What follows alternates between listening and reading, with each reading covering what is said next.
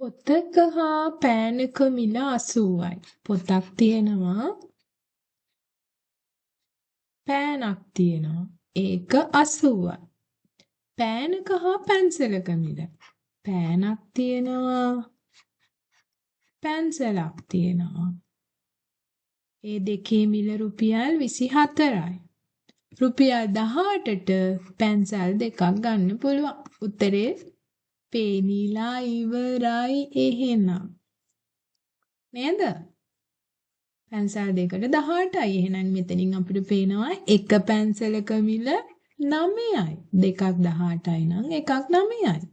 එහෙනම් පැන්සලක් 9යි නම් පෑනක් කීයද?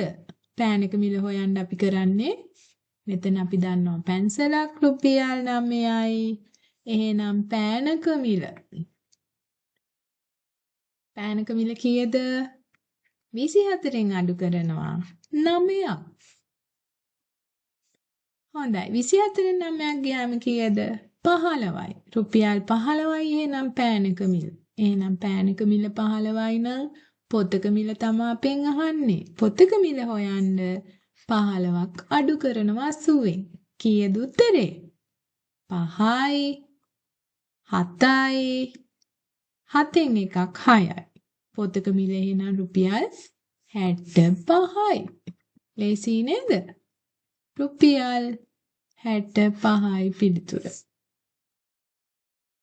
ඉතින් මේ වගේ ගැටලුව කොච්චර දිග වුණත් මගේ පුතාලා කටු වැඩ කරොත් උත්තරේ නිකම්ම පේනවා. ඒ නිසා ඉක්මනට කියවලා ඉක්මනට කටු වැඩ කරන්න.